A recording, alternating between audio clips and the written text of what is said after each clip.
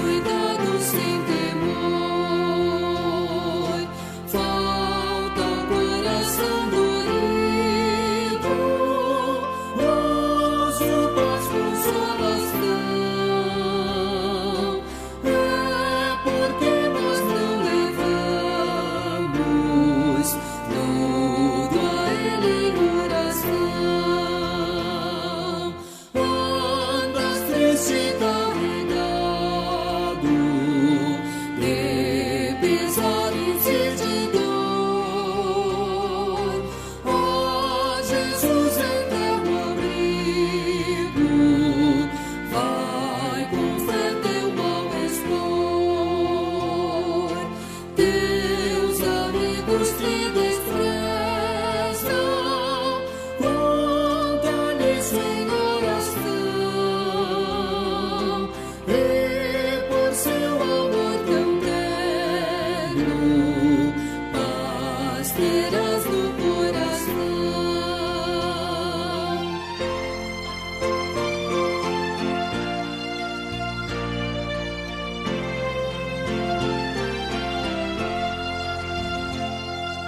Cristo é verdadeiro amigo, disso prova nos mostrou.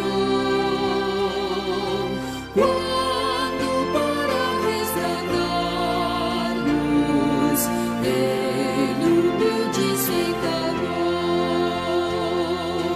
Derramou precioso sangue para nos purificar. Paz em vida e no futuro já podemos alcançar.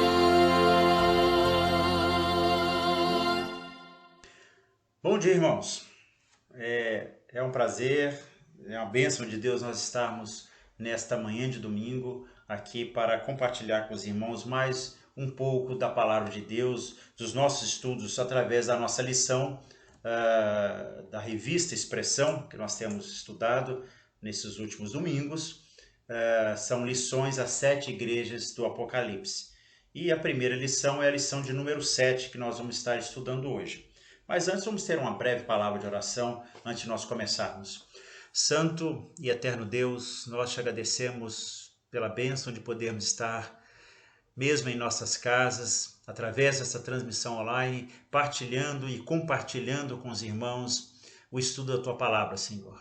Vivemos em tempos tão difíceis, em que as pessoas têm muitas dúvidas, medos, ansiedades diante dessa pandemia.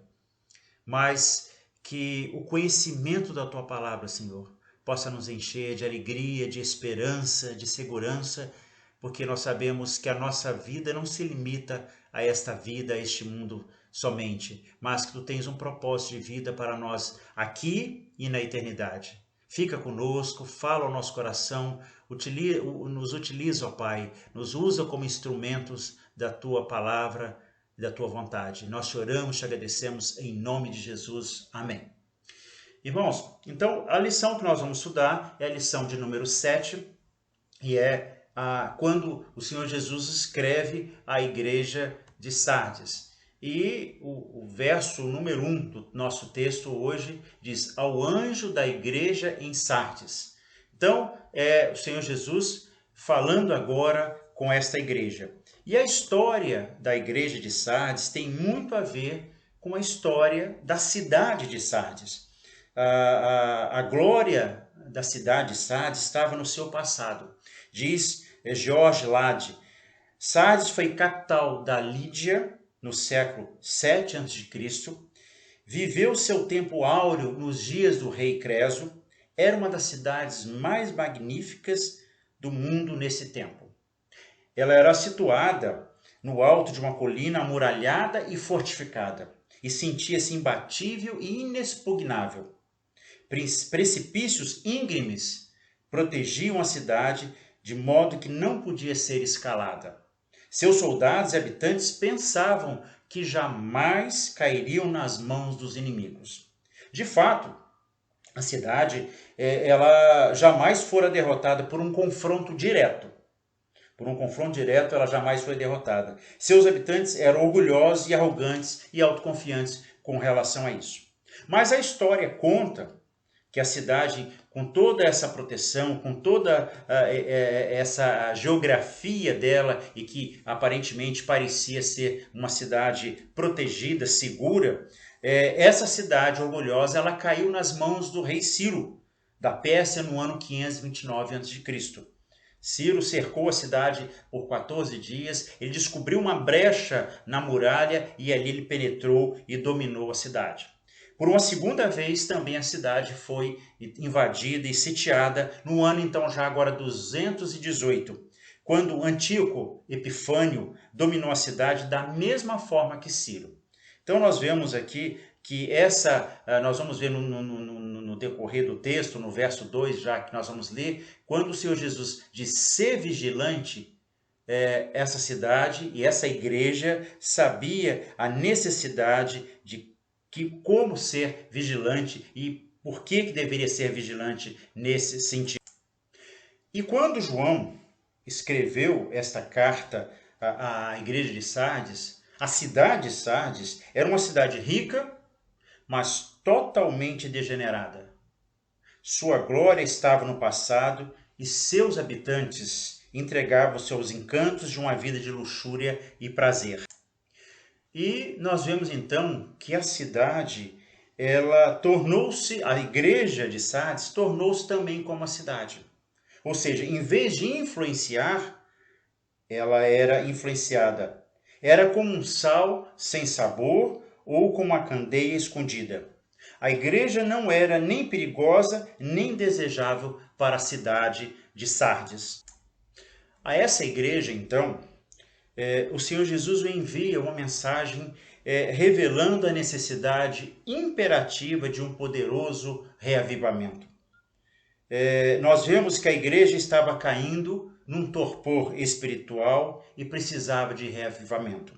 O primeiro passo para o reavivamento é ter consciência de que há crentes mortos e outros dormindo e que precisam ser despertados. Então nós vemos aqui no verso 1 o que o Senhor Jesus, quando ele diz ao anjo da igreja em Sardes, escreve essas coisas diz aquele que tem os 7 espíritos de Deus e as 7 estrelas. Nós vemos que essa introdução é muito parecida com as outras cartas também. E aí ele começa dizendo que ele tem conhecimento de quê? Das obras dessa igreja. Ou seja, ele conhecia a igreja por dentro, não a fachada, a aparência, o que a igreja poderia aparentar. E aí o texto diz, no verso 2, no verso 1 ainda, que tens nome de que vives e estás morto. Então nós vemos, irmãos, que havia o entendimento, o Senhor Jesus coloca isso, manifesta para a igreja que ele conhecia que aquela igreja estava morrendo e que havia necessidade de quê? De um reavivamento. E nós sabemos que o reavivamento é necessário quando há crentes, há irmãos, há membros que só têm um nome no rol da igreja, mas ainda estão mortos espiritualmente, ou seja, ainda não são convertidos. Essa ideia que nós vemos aqui é o que o Senhor Jesus tenta comunicar à igreja com relação a esse entendimento, a tomar consciência dessa situação que a igreja estava. E nós observamos, e aos olhos dos observadores, a igreja de Sardes ela parecia ser uma igreja viva e dinâmica, mas tudo na igreja aparentemente sugeria vida e vigor. Mas a igreja estava morta. Era uma espiritualidade apenas de rótulo de aparência. A maioria dos seus membros ainda não eram convertidos. O diabo não precisou perseguir essa igreja de fora para dentro. Ela já estava sendo derrotada pelos seus próprios pecados. Adolf Paul diz que onde reina a morte pelo pecado, não há morte pelo martírio. Observem o texto quando diz, Paul diz, onde reina a morte pelo pecado, não há morte pelo martírio. A igreja de Sardes parecia mais um cemitério espiritual do que um jardim cheio de vida. É essa a imagem que nós vemos quando o Senhor Jesus diz, conheço as tuas obras, que tens o nome de que vives e estás morto. A reputação da igreja era entre as pessoas e não diante de Deus. Essa era a diferença importante. A igreja tinha fama, mas não vida. Tinha pompa, mas não Pentecoste. Tinha exuberância de vida diante dos homens, mas estava morta diante de Deus. Deus não vê como o homem vê o homem. A fama diante dos homens nem sempre é a glória diante de Deus. Aquela igreja estava se transformando apenas num clube. A fé exercida pela igreja era apenas nominal. O cristianismo da igreja era apenas nominal também. Seus membros pertenciam a Cristo apenas de nome, porém não de coração. Tinham fama de vivos, mas na realidade estavam mortos fisicamente, vivos e espiritualmente mortos. Essa era a grande diferença. Embora vivos fisicamente, mas espiritualmente estavam mortos. E aí, irmãos, nós vamos ver que também no verso 2 ainda, o Senhor Jesus, ele convoca, ele alerta, para que a igreja pudesse ser vigilante. A ideia de que a cidade, como já havia sido por 2 vezes, sido atacada sorrateiramente, porque não houve uma vigilância total, embora se achavam que estavam seguros, o Senhor Jesus utiliza essa figura de linguagem e diz: ser vigilante. A Bíblia nos exorta em várias outras passagens para vigiarmos e orarmos para não entrarmos em tentação, para que nós não sejamos acometidos pelas ciladas do diabo. A própria oração do Pai Nosso também nos exorta para que nós possamos não entrarmos em tentação. E isso que o Senhor Jesus faz e exorta a igreja de Sardes com relação a isso.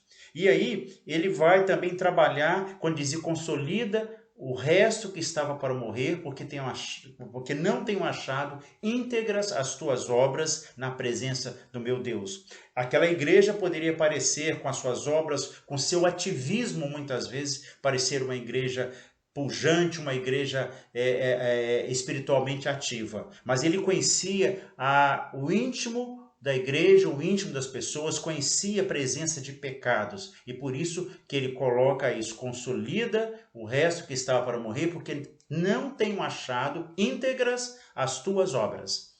Então ele dá a entender que ele conhece a vida espiritual, conhece o coração, conhece a mente daquelas pessoas da igreja, e eles tinham que ter consciência disso. E Jesus alerta, chama eles e exorta para que eles pudessem ser vigilantes, para que eles acordassem para essa realidade da vida espiritual deles. E aí nós vamos chegar ao verso 3.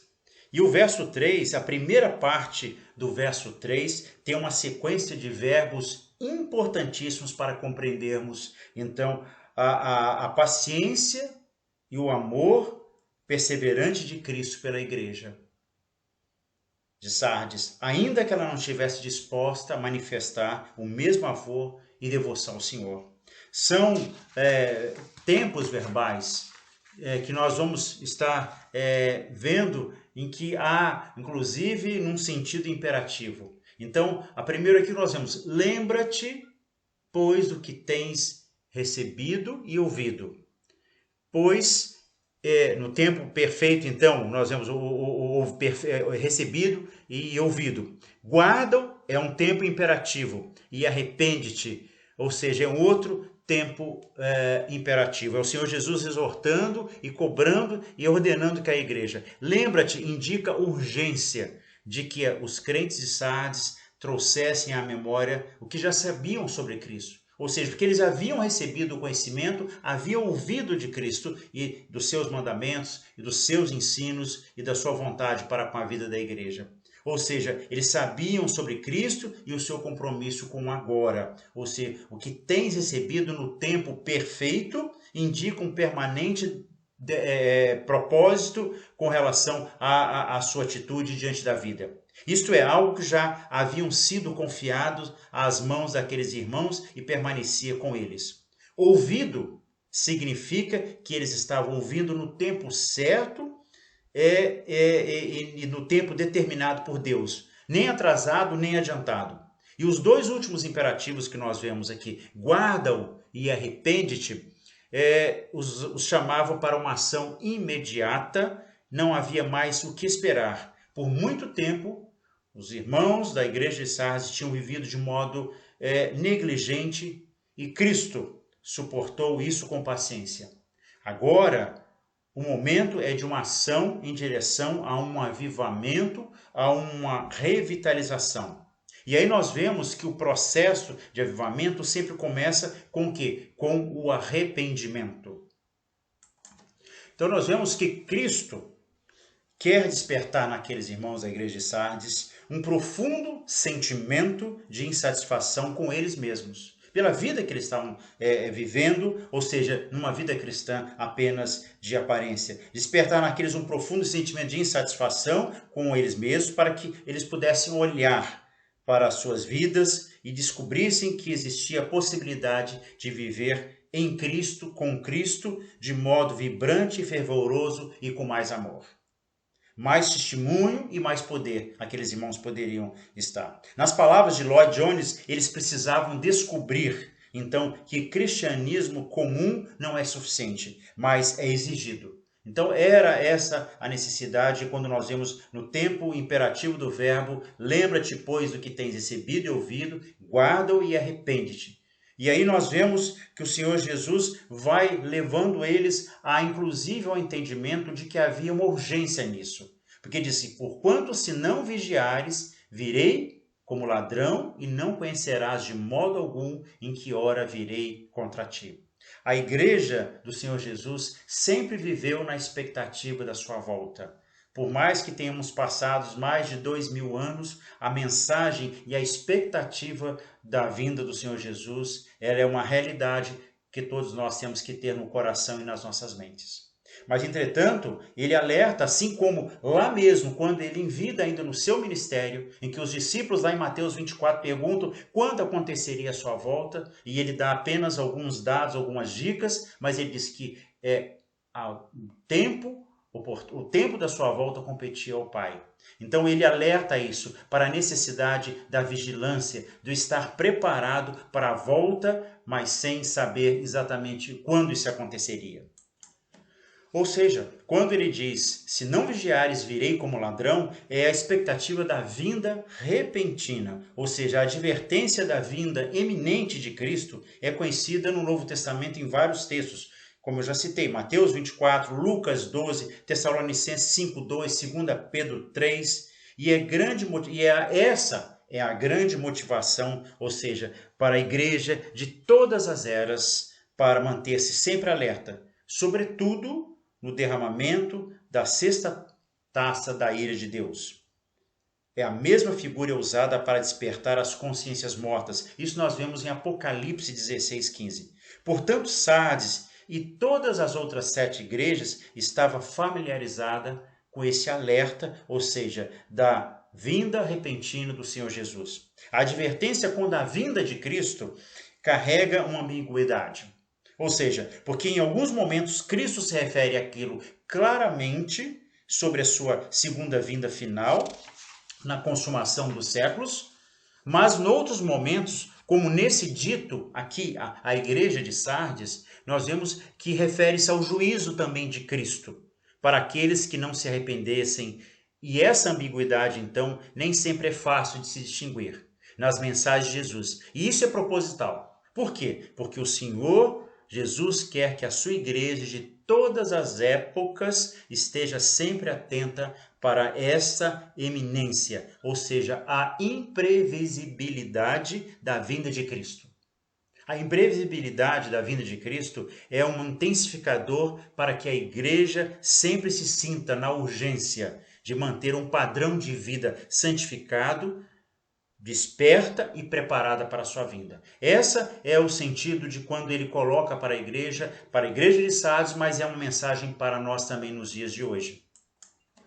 E a mensagem, irmãos, é que nós devemos ansiar por conquistar, por viver um estilo de vida tal que, em meio às nossas atividades comuns, sempre olhemos para os céus, aguardando a vinda de Jesus, ansiando-a e desejando-a, ou seja, cantando e clamando Maranata.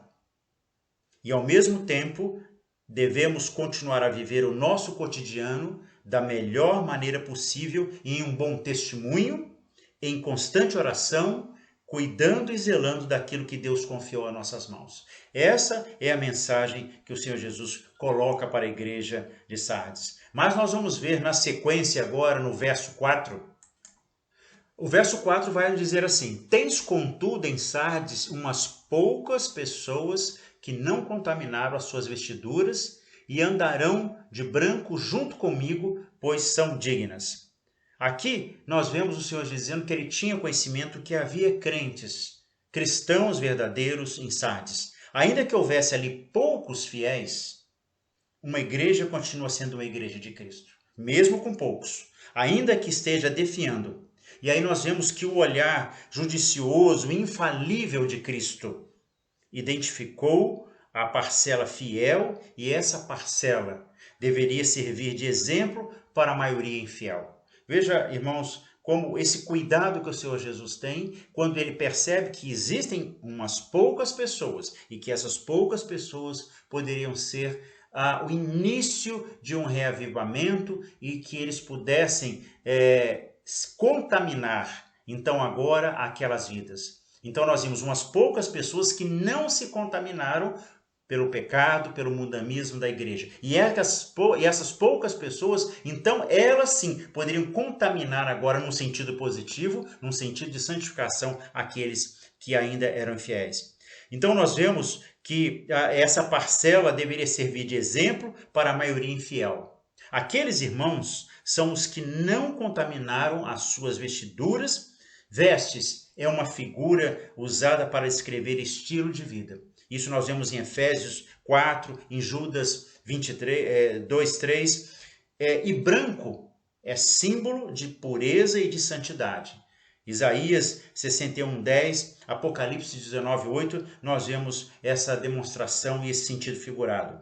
Apesar do desabamento espiritual e moral ao redor daqueles crentes fiéis, eles tomaram a decisão de se manterem fiéis até o fim. E é isso que o Senhor Jesus coloca para a igreja com relação a isso. O encorajamento que é dado pelo Senhor Jesus aos fiéis de Sardes é de infinito valor nesse sentido que nós vemos do texto.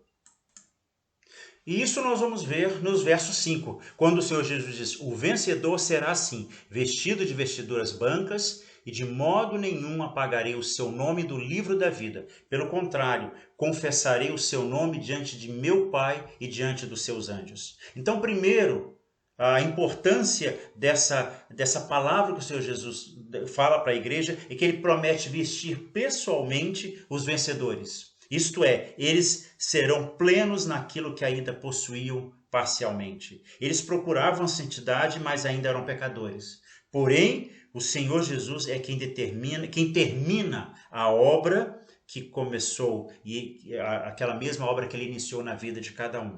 Nós vemos Filipenses 1:6, que nos afirma que ele haveria de cumprir a sua obra em cada um de nós até o fim, e plenamente e completamente. Por isso ele se encarrega de dar vestes plenamente brancas àqueles irmãos, àqueles poucos irmãos. Em segundo lugar, nós vemos que Jesus garante que o nome dos crentes fiéis de Sardes não serão apagados do livro da vida.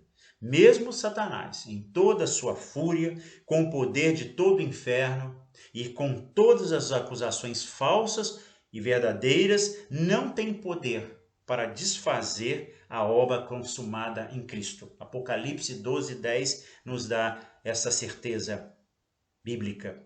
E por fim, em terceiro lugar, Jesus cumprirá o que prometeu em Mateus 10:32. Ele confessará o nome daqueles que lhe pertencem verdadeiramente, de modo que eles recebam a mais elevada honra, serem aprovados pelos lábios de Jesus, porque ele não se envergonha de nos chamar de irmãos. Todo filho de Deus tem a mais sublime garantia para alimentar a nossa fé nessa vida. William Hendricks é quem diz: quando cidadãos terrenos morrem, seu nome é apagado dos registros, das identidades, dos cartórios e inclusive do rol de membros da igreja terrena. O nome dos vencedores espirituais jamais será apagado. Sua vida gloriosa permanecerá. Cristo mesmo os confessará publicamente como seus. E ele fará isso perante o Pai e perante os seus anjos. Mais que vencedores, então nós podemos dizer que quando ele nos afirma através do texto bíblico desse verso 5, o vencedor será assim vestido de vestiduras brancas e de modo nenhum apagarei o seu nome do livro da vida, pelo contrário, confessarei o seu nome diante de meu Pai e diante dos seus anjos. Esta é a palavra que Jesus dá à igreja de Sardes, mas é uma palavra bem atual para os nossos dias, quando nós podemos pensar em como nós está a nossa vida, como é que está a nossa igreja e cada um de nós como membros dessa igreja do Senhor Jesus. E aí, irmãos, nós vamos ver no verso 6, quem tem ouvidos, ouça o que o Espírito diz às igrejas. Nós queremos estar terminando essa lição alertando, conclamando que cada um de nós possa estar se comparando com a descrição da igreja de Sardes e se deixar analisar pela própria palavra de Deus. Nós temos sido autoconfiantes com relação à nossa vida cristã. Nós temos sido presunçosos com relação à nossa vida cristã. É necessário que nós verifiquemos se há pecados nas nossas vidas, na nossa igreja, não confessados. Precisamos observar isso na nossa vida e não deixarmos que o orgulho tenha a palavra final. A palavra de Deus, pelo contrário, ela nos exorta a que nós possamos nos humilhar, pois sobre a poderosa mão de Deus, para que Ele em tempo oportuno nos exalte. Então é necessário que nós possamos nos humilhar diante de Deus, abrindo nosso coração, confessando nossos pecados, mesmo aqueles que são ocultos. Quando o salmista diz que o Senhor possa ver se há algum caminho mau no seu coração. Essa disposição, esse coração aberto, é a necessidade que nós temos de estarmos fazendo meio que uma revisão da nossa vida espiritual, para que nós estejamos sempre dignos diante do Senhor das nossas vidas, do Senhor da igreja, o Senhor Jesus. Irmãos, e eu gostaria de terminar essa nossa lição. Eu acho que essa carta à igreja de Sardes é uma realidade para as nossas vidas, que precisamos estar atentos. Se nós talvez não estejamos vivendo como se nós estamos na grande maioria daqueles que estavam morrendo espiritualmente, ou nós estamos naquele pequeno grupo que mantinha-se fiel ao Senhor Jesus.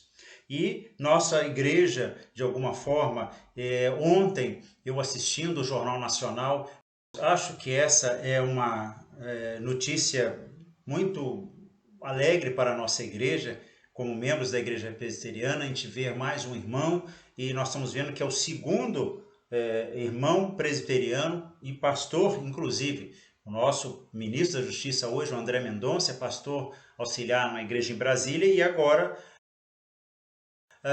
o ministro da Educação.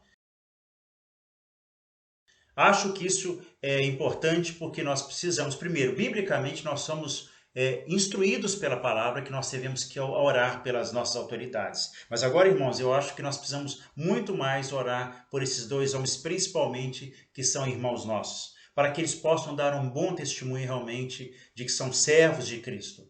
Vivemos em tempos tão difíceis com essa política que todos nós estamos acompanhando aí pela televisão, corrupção e tantas coisas, ódios e tantas outras coisas que a gente tem visto aí nas brigas políticas.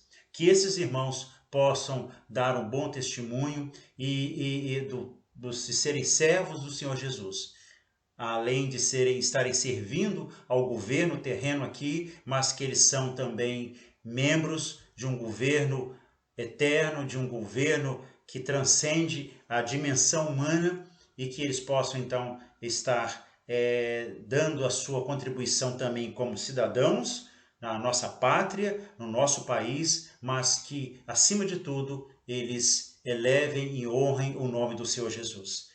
Estejamos orando por eles, irmãos, porque eu tenho certeza que foi com alegria que muitos de nós recebemos, mas também com uma preocupação de que eles serão certamente alvos também das armadilhas do diabo, do Satanás, na tentativa de alguma forma desprestigiá-los e fazer com que eles possam estar caindo.